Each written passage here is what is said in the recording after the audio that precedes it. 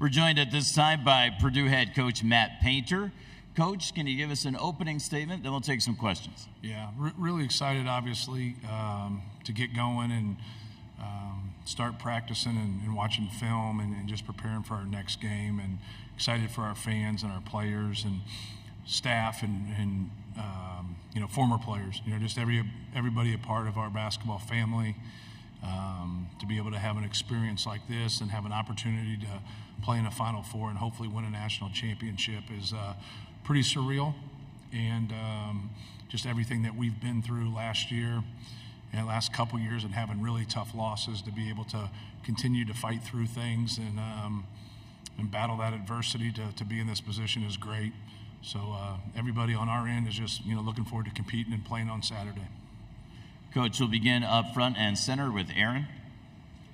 Aaron Beard with the AP out of North Carolina.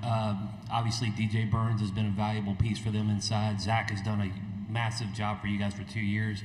Connecticut has Donovan Clingan. Like, for all the talk of positionless basketball and three-point shooting, all these things, it seems like there's this kind of the Final Four of the big men here. What does that say about the value of the big man in today's game? Yeah.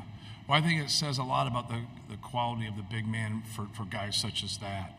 Like DJ Burns and Donovan Clingan and Zach are all elite, all-American, all-conference type players. So all three of those guys are different, but yet have a lot of the similarities, especially from a competitive standpoint. And that's, to me, what really jumps out watching DJ Burns, is how competitive he is. Sure, he's got the game, and he's he, to me, kind of is like a Zach Randolph type, which is a huge compliment, because Zach was a fabulous player for a long time in the NBA, but he looks like he's having a lot of fun out there too. The ability to score, the ability to pass. Love the way when he's not in the game, how he's engaged and he's cheering for his teammates. And then Donovan Clingan, just the way he dominates a game, gets after it, competes, plays at both ends. And then obviously with Zach, I'm biased, but best player in college basketball, but plays hard, keeps getting better, keeps working on his game, and is very, very unselfish. Coach, we're going to go to the back of the room on the left. Sam King, Journal and Courier.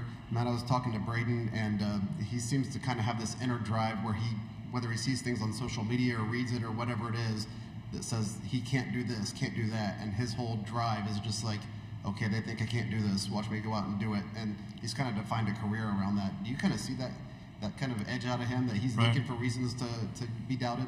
Yeah, no question. But I think in today's landscape, kind of social media, it's out there for everybody. Like, no matter who you are, you get doubted. And that's kind of part of it. So if that's what you need, our guards weren't good enough to win the Maui Classic. Our guards weren't good enough to win the Big Ten. Our guards weren't good enough to get to the Final Four, but we were able to accomplish all those things. And he's got a pretty good career record. He's been pretty successful. So, but if that's what he needs to get his engine going, then so be it. I think you'll find a lot of competitive people that are that way. But, he's answered the bell, this year in every challenge that he's had. Coach, we'll head to the right side toward the back of the room. John? Matt, John Fanta from Fox Sports. Zach was just telling us that when he was in high school, there was a lot of dialogue about him having to redshirt his freshman season. He said, look, I was real with Payne, and I said, I don't really want a redshirt. And he said that you said back to him, well, if you beat people for a spot, you're not going to. Right. Can you reflect on those beginnings? Yeah, I remember where I was sitting when I got that phone call, and it was really at the end, and he was close to going to Baylor. And I just said, hey, man, I can't promise that to you. I go, but I'm not going to waste your year and not redshirt you if you're not going to play. I go, but come in here and beat somebody out. So we had a kid transfer who actually started for us and then left, which it had been real. That competition would have been real interesting, because that guy started for us and we won a Big Ten championship. That guy started for us and we went to the Elite Eight. And so he ended up transferring, and it was him and Travion Williamson that competed for that spot, and he played. But yeah, I don't get there at the end and say things to promise just to get guys. And that's a hard thing to do, man, because to me, I really liked him. Like, I was somebody who thought that he was going to be a really good player. I just didn't know when he was going to be a really good player. I didn't know he was going to be this. I'll tell you that. And, you know, when somebody averages 3 in high school, you don't think they're going to be a 2-time National Player of the Year.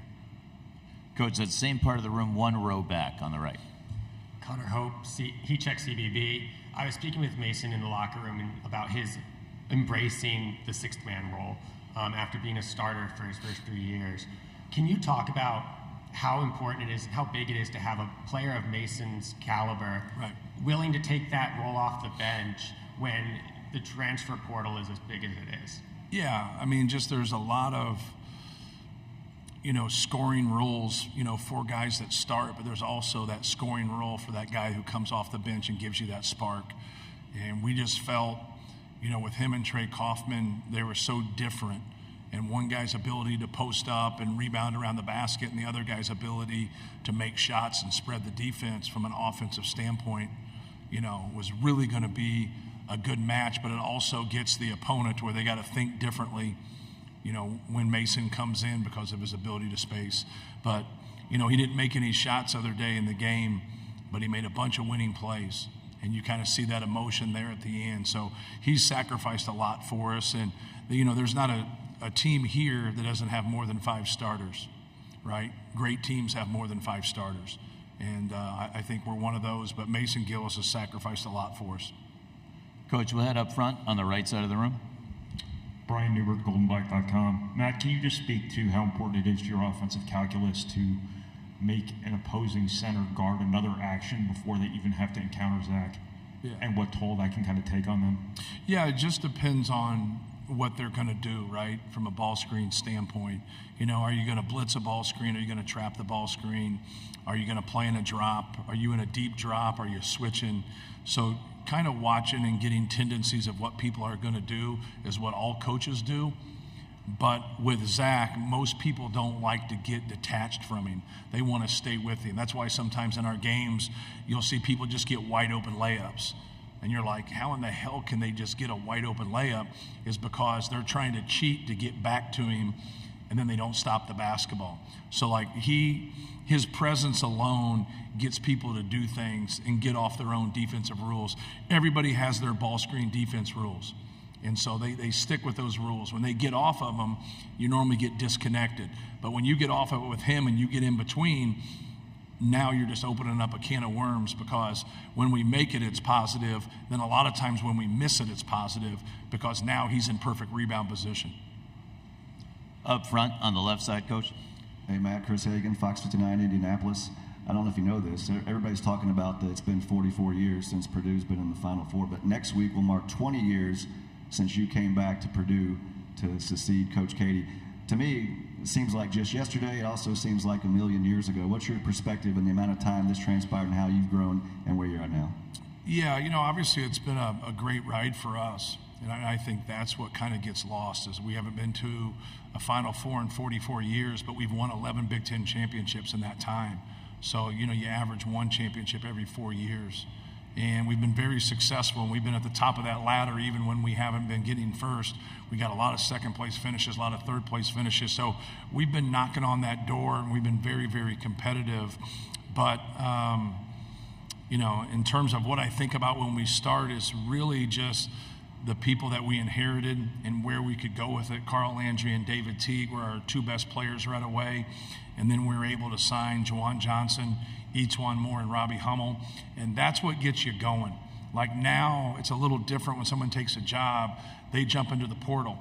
And the people that they get out of the portal might be with them for 3 years, but really are going to be with them for 2. And a lot of them will be with them for 1. And so like now you can go and have a good season with that, but sometimes you can't have growth with that.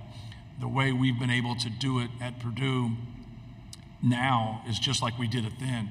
We're trying to sign high school guys and develop them and grow with them. Now, at some point, I think it comes and finds us also.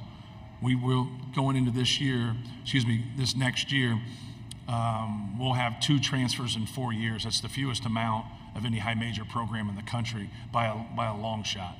And so we just signed 6 high school guys in the fall. So we want to continue to do what we've done and we've seen be successful for us with that. But yeah, when you look back and they kind of run your career and, you know, your hair, I'm happy that I have hair. but it went from dark. Now it's getting half, to where it's gray. And then you see all the players, and you see the differences, and you see the growth, and it's pretty cool. But it makes moments like this, when you go through the heartaches, it makes it worth it. Coach, we'll go to the back of the room in the center. Rob? Coach, Rob Doster, Field of 68. Obviously, getting to the Final Four was emotional for you guys. It made Robbie Hummel cry on air.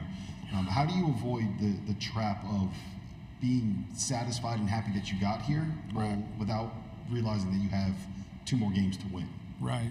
Just keeping a focus, but really just talking through it more than anything. Just like kind of owning the emotional piece of it, and there's nothing wrong with that. But then just being process based and get back to what we do, and kind of talk about NC State, be familiar with NC State, understand how good they are. So my message to them about NC State was, we're playing an undefeated team. The team that was 17-14 doesn't exist anymore. The team that's 9-0 does. That's the team we're playing. If we played them 6 weeks ago, then we would be playing that team. But if you go back and look when they lost 6 out of 8 or 7 out of 9, it was coming off of them starting their conference season and being 5-1. So it wasn't like they were struggling before. They just had that tough stretch right, in the middle of their season going towards the end, and then obviously winning those 9 straight games. So when you start to talk about like who they beat in those 9 games, it's pretty impressive. When you talk about the Dukes, North Carolina, Virginia, and our guys, we've played all those teams in the last couple years. And so they understand that. And then you look at, who they beat, in the actual NCAA tournament, it speaks for itself. They're one of the best teams in the country, and they can beat anybody in the country, including us. Coach up front on the left side, Dennis. Matt Dennis, CBS Sports. In the college game, has the big man position changed? People still playing 4 out, or is it just a talking point here? Yeah. Well, I think it depends on who your big man is. For us, we play through ball screens a lot. He sets a lot of ball screens for us, then he dives, and we play through that, whether that's transition, whether that's sets, whether that's regular motion, and then sometimes we just anchor him. So then you get into the 4-round-1 that you mentioned there. But when you get guys that can do that, they can drag people out, and they can dive, and they can play at the rim, so you get the flip-up dunks, you get the lobs, and you get the threes. Those are the toughest to cover. His physical presence causes a lot of problems. That's why you see a lot of pushback with it, because there's very few people that have that physical type of a presence to where you got people doing things against what they want to do. I think that's the ultimate compliment. And I've always compared it. There was a good guard in Indiana named Yogi Ferrell, and I always used to complain about he was carrying the basketball. But at the end of the day, I just deep down didn't think we could guard him. So here I was, and that's all it was. And, he was so quick and he was so shifty in his ability to pull the trigger, off the dribble and make threes. And he was just a tough cover. But I always complained about it. And I just finally caught myself one day and I just said, I need to shut up. Like, I'm losing a lot of respect with these officials because he's not doing anything differently than anybody else, except that he's just better than everybody else. And so I think Zach gets a lot of that. And he gets a lot of flack from that. But I've always said that for people that understand basketball and people that have to guard him and coaches that have to go against him, it's a chore. It's a chore, but it can be done. Like, he's had tough games before. Everything hasn't been perfect, but he goes into the game. I think what kind of separates him from a mindset standpoint is that he has a lot of respect for opponents. Like, he dives into DJ Burns, and he dives in to the guys at Tennessee and the guys at Gonzaga, all the people we have to come. He respects them, and he knows they're good players. So he's not trying to do that, but he's going to play the whole game, and he's going to compete, and he's going to go after every rebound. And he wants the basketball, and he definitely wants the basketball in crunch time. Same area of the room. Jerry, second row. I'm at Jerry Palm, CBS Sports. You've had a lot of opportunity to be around 2 of Purdue's all-time greats. Zach, obviously you've coached, and you played with Glenn Robinson. Besides their obvious talent, what was it about each of those guys that made them top-notch elite players? Yeah. Well, Glenn Robinson's ability to score probably separated him You know, he was 6'8", 6'9". He could make a pull-up. He could shoot threes. He was explosive. Just had an unbelievable knack to score the basketball in a variety of ways. So that matchup was always difficult, you know, for opposing teams. They're very different, obviously, because Zach plays through the post a lot, but they're both very competitive. You know, I would think that's probably the number one similarity between the two of them is just that competitive spirit. Coach, our next question is up front on the right side. Casey Bartley, Boiler Upload. Matt, a couple times this season you mentioned getting pressure even within with your coaches to change your approach after a couple March obviously didn't go your way. Just how were you able to stick to your convictions and talk through that process? Yeah, it's really diving into, you know, whether, you know, you always lose the last game of the year unless you win a national championship. So I've always dove into what we're doing and tried to pick at what we're doing to make improvements. And so when you get beat in the first round of the NCAA tournament by a 16 seed, that doesn't change anything. And then when you go back, I just felt like we needed some more athleticism, we needed some more quickness, and we needed some more skill. And we added that. And then we had guys that shot a lower percentage than I think they should have shot. And there's a lot of variables that go into that. But I just thought we had some really good shooters that were shooting 32% that should shoot 42%. You know, we had guys shooting 28% that could shoot 38%. You know, and I think that's just come to fruition. When you look at Braden Smith, he shot a pretty good percentage as a freshman, but he didn't shoot enough. Fletcher Laurier shot a much better percentage. Mason Gillis has shot a better percentage. And their percentages weren't bad before, but they had a chance to be elite. And now you throw in Cam Heide, you throw in Miles Colvin, because I've really went to a rotation of more people that can shoot the ball, because I think offensively that raises the value of Zach and that raises the value of Braden, and then how we piece things in. I went with Trey Kaufman as a starter. Gives us another rebounder, gives us another low post guy. If they're really going to put a lot of attention to Zach, we post him and we try to score the ball there. We don't go to him a lot. He'll definitely get more opportunity next year, but we go to him enough. And if he's ready and he's going and we like that matchup, that really helps us. So I think the combination of all that really helped you. And then if you dove into what we do and you understand basketball, analytically we were doing some really good things. We just were getting in moments in the NCAA tournament where we turned the basketball over, we shot high volume threes at a low percentage. So I don't care where you do that at. If you have a high level of turnovers and then you go 4 for 21 from three, you know, you better dominate that glass. And there has to be some other stat that's just glaring or you're probably getting beat. But I've just I don't neglect the defensive end, right? Because you got to, you know, obviously you got to be a good defensive team. But at the end of the day, man, if you can't score 60 points in an NCAA tournament game, you don't deserve to win. And we did that back-to-back years. But we had a top 5 offense in the country when we did it. So we didn't score 58 points in an NCAA tournament game and we're the 126th best offense. We were the 4th best offense and we can't score 60 points. So just trying to keep working defensively, but trying to really kind of focus in on what's best for us offensively, because there's times when you get at this level where you're going to struggle to stop somebody, you know, and if you can keep putting that ball in the basket and you can keep getting points and putting that burden on your opposition, it's really going to help you. Coach, our final question is going to be at left-hand side, 3 rows from the back. Candace Buckner, Washington Post. Hey, Matt, how are you doing? Hello, good. Just wondering, maybe a year or two ago, did you have to politic more on Zach's behalf about all the times that he's, getting hammered in the lane, Right. maybe even all the way to the Big Ten office? Yes. And lastly, we know you're biased, but do you think he's officiated fairly now? Yeah. You know, for him, the number one thing that I say to officials when they talk to me, now the rules are the same for everybody, right? And that kind of stops and gets them to kind of reset their thinking, because he can't get officiated any differently than someone who's 6'8", 210. He just can't. So, and he's entitled to position. So they allow the bent elbow right there. So that's all you can give. You can't give 2. So that's always my arguing point. So I haven't got a technical in 10 years. So I try to be very diplomatic in my approach with it. But I also just want them to call it how they're calling it down there. Like, don't call it any differently.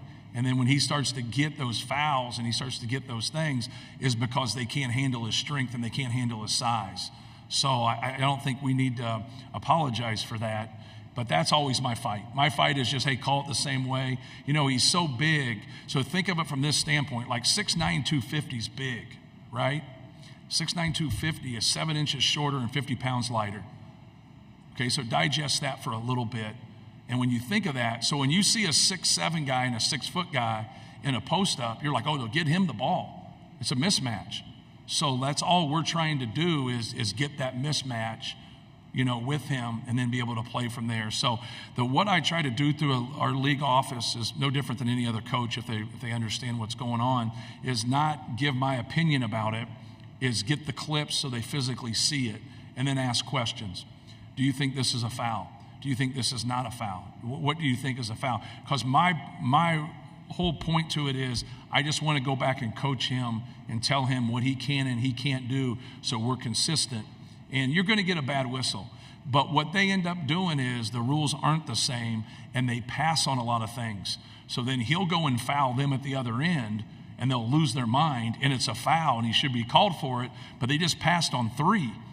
So now that's where the dilemma gets, and that's where, and it's like, if you've ever officiated before, when you start to let things go, you're going to have a problem because now you're like, damn, I let that go. Now I got to let this go. And that snowball now doesn't chance. So when you miss one as an official, you got to stop it right away. You got to get the next one, no matter who it's against or for or any of that, because now when you get into that game, it's too much. And when they say, hey, let the players play, that's a ridiculous statement to me. Let the players play. No, what they say is a foul should be called, and what's not a foul should be left alone. If you can get to that consistency, and when you communicate that with good officials, like it's easy. It's really easy. When you communicate with guys that really don't understand or you'd be surprised at the guys that don't do their homework.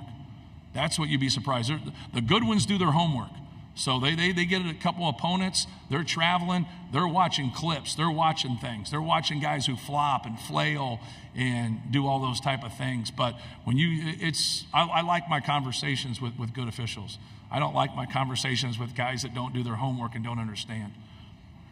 We want to thank Coach Painter for sharing his conversations with us here this afternoon. We'll see Coach Painter back again tomorrow morning. Thank you, Coach.